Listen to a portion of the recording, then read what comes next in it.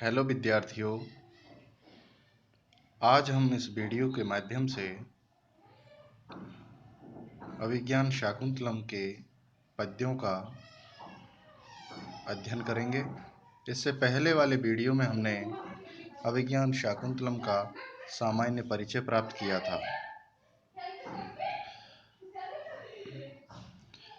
अभिज्ञान शाकुंतलम के पद्य भाग यानी नाटक को अध्ययन प्रारंभ करने से पहले हम नाटक के जो प्रमुख पात्र हैं उनके बारे में परिचय प्राप्त कर लें।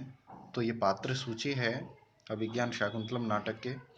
जो पुरुष पात्र हैं उनमें पहला है सूत्रधार। सूत्रधार वह होता है जो नाटक एवं रंगमंच का अध्यक्ष होता है, प्रधान नट होता है।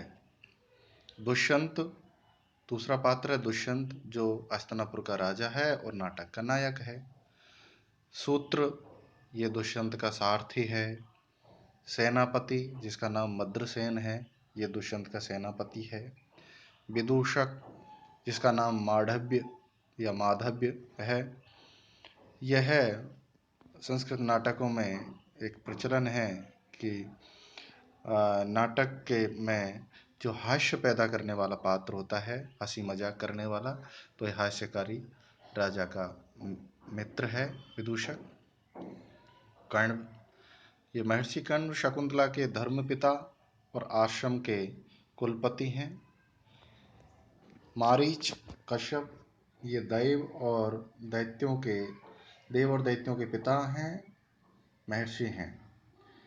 भरत सर्वदमन जिसका जो है ये राजा दुष्यंत का पुत्र है। सोमरात ये दुष्यंत का पुरोहित है। गालव ऋषि मारीच का शिष्य है। मातली इंद्र का सारथी है। दुर्वासा जो है ये प्रसिद्ध ऋषि है जो सहज क्रोधी स्वभाव का है।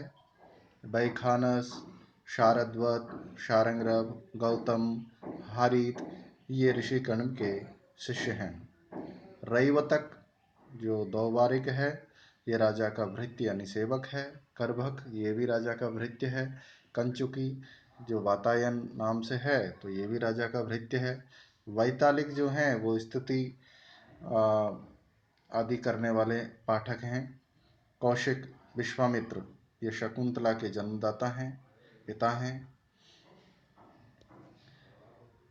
शालह ये राजा दुष्यंत का साला और नगर के कोतवाल के पद पर पदारूढ़ है। जयंत ये इंद्र का पुत्र है। धीवर मछली पकड़ने वाला है। इंद्र देवताओं के राजा हैं। जानुक तथा सूचक दो पुलिस वाले हैं। स्त्री पात्रों में नटी सूत्रधार की स्त्री है। शकुंतला महर्षि कर्ण की धर्मपुत्री और नाटक की नायिका है। प्रियंवदा और अनुसूया ये शकुंतला की दोनों सखियां हैं। गौतमी महर्षि कण्व के आश्रम की अध्यक्षा हैं और शकुंतला की धर्म माता भी है। अदिति मारीच की पत्नी हैं, देव माता हैं। सानुमति मेनका की सखी हैं, अप्सरा हैं। चतुरिका, मधुरिका, परिभृतिका ये राजा दुष्यंत की सेविका हैं, दासियां हैं। वेत्रवती प्रतिहारी ये द्वारपालिका है। यवनी राजा की अंगरक्षिका है। तापसी जो सुब्रता नाम से है ये मारीच आश्रम की तपस्विनी है। मेनका शकुंतला की माँ है, मेनका जो अप्सरा है। तो इस प्रकार ये प्रमुख पात्र का सामान्य परिचय हमने यहाँ पर दिया। अब हम मूल भाग पर आते हैं कि अथ महाकवि कालिदास विरचितम अभिज्ञान शाकुंतलम प्रथमो अंकः। तो प्रथम अंक में संस्कृत रचनाओं में रचना के पूर्व में मंगलाचरण के रूप में पद्य रखने की प्रथा रही है। मंगलाचरण कार्य की निर्विघ्न पूर्ति के लिए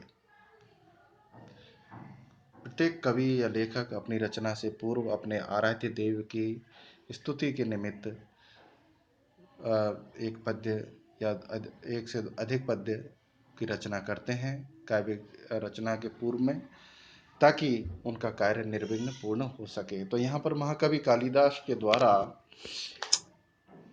अपने अभिज्ञान शाकुंतलम नाटक के प्रारंभ में नाटक की निर्विघ्न समाप्ति के लिए की कामना से अपने आराध्य देव भगवान शिव की से प्रार्थना की है। तो इस पद्य को हम अध्ययन करते हैं कि या सृष्टि सृष्टुराध्या बहति विधुतम या हविर्या च होत्री ये द्वे कालं विधत्तः श्रुतिविषगुणा या स्थिता व्याप्य विश्वम् यामाहुः सर्वबीज प्रकृतिरिति यया प्राणिनः प्राणवन्तः प्रत्यक्षाभिप्रपन्नः तनुभिरवतु वः ताभिरष्टाभिरीशः। तो ये पद्य है, इसको अन्वय सहित हम अर्थ देखते हैं कि या यानी जो, सृष्टु यानी ब्रह्मा जी की, विधाता की, सृष्टि के रचनाकार की, आद्या सृष्टि जो सर्वप्रथम रचना है, सृष्टि की रचना में जो सबसे पहले बनाई गई, अर्थात जल में मूर्ति। या यानी जो, विधिहुतम विधि पूर्वक हवन की गई, हवि यानी अग्नि, हवन सामग्री को वहती ले जाते हैं। जो विधि पूर्वक अग्नि में हवन की गई सामग्री को संबंधित देवता के पास ले जाते हैं, ऐसे अग्निदेव, अग्नि रूपी मूर्ति। और याच होत्री, और जो यजमान है, स्वरूप है, ऐसे यजमान रूपी मूर्ति। ये यानी जो,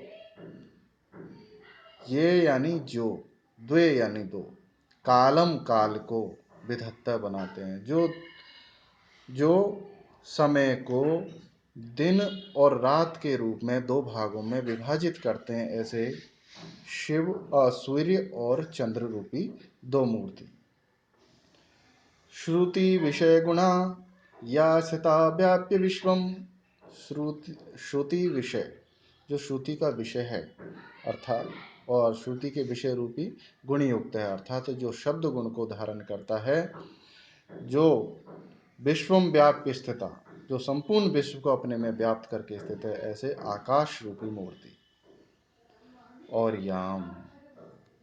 यामाहु सर्वबीज प्रकृतिरिति, याम यानी जिसको, सर्व बीज प्रकृति, संपूर्ण बीजों का उत्पत्ति स्थल माना जाता है।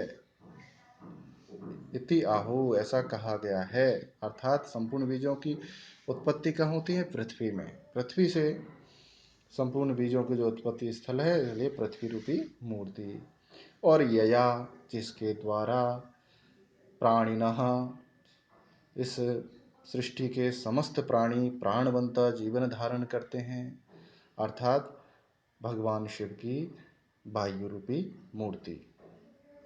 तो ताभी यानी उन, ये ऊपर जो बताए हैं, जल में मूर्ति भगवान शिव की, अग्नि रूपी मूर्ति, यजमान रूपी मूर्ति, सूर्य चंद्र स्वरूप रूपी मूर्ति, आकाश रूपी मूर्ति, पृथ्वी रूपी मूर्ति और वायु रूपी मूर्ति, ये ताभी यानी उन, प्रत्यक्षाभि, जो प्रत्यक्ष सृष्टि में दृष्टिगोचर होते हैं, ऐसे अष्टाभि, आठों तनुभि यानी स्वरूपों से, प्रपन्न जो युक्त हैं, ऐसे ईशा भगवान शिव, वह तुम सबकी, आप सभी लोगों की, अवतु रक्षा करें। अर्थात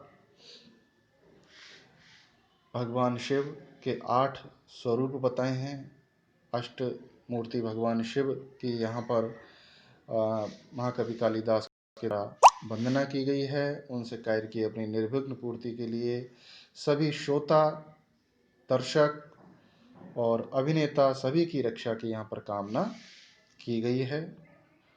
तो ये पद्य है, ये इसमें श्रद्धरा छंद है, भगवान शिव की आराधना निमित्त यहाँ पर मंगलाचरण कवि के द्वारा प्रस्तुत किया गया है। तो आज का इस पद्य है जिसका अध्ययन हमें और भी विस्तृत रूप से अपने स्वयं की पुस्तकों से हमें करना चाहिए। अब जब नटी सूत्रधार से कहती है कि आप आज अपना अभिनय प्रस्तुत कीजिए, तो सूत्रधार उनसे कहते हैं कि मैं कुछ बेचैन हूँ, मेरे अंदर कुछ घबराहट सी हो रही है। क्यों? क्योंकि इसके लिए दूसरा पद्य है कि आपरितोषाद विदुषाम न साधु मन्ये प्रयोग विज्ञानम वलवदपि शिक्षितानाम आत्मन्य प्रत्यहम चेतः। विदुषाम यानी विद्वानों के, अपरितोषाद संतुष्ट होने तक, जो प्रयोग विज्ञानम, जो अभिनय का कौशल है, नाटक का जो मंचन है, उसको साधु यानी सफल न मानने, मैं नहीं मानता हूँ। क्यों नहीं मानता हूँ?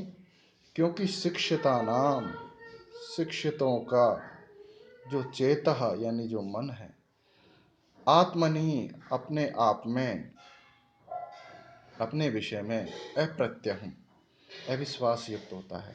अर्थात किसी नाटक के सफलता और असफलता दर्शकों की प्रतिक्रिया पर निर्भर करती है कि आज हम जो नाटक का मंचन करने जा रहे हैं, दर्शक यदि खुश होते हैं, उनके मन में प्रसन्नता होती है, वो तारीफ करते हैं, तभी हम अपने नाटक को सफल मानते हैं। इस प्रकार ऊपर की कही हुई बात का नीचे के सामान्य कथन के द्वारा इसका समर्थन किया गया है, इसलिए यहाँ पर अर्थांतरन्यास अलंकार है। तो हमें इसका और गहराई से अध्ययन करना चाहिए। अगले वीडियो में हम क्रमशः अगले पद्यों का अध्ययन करेंगे। धन्यवाद।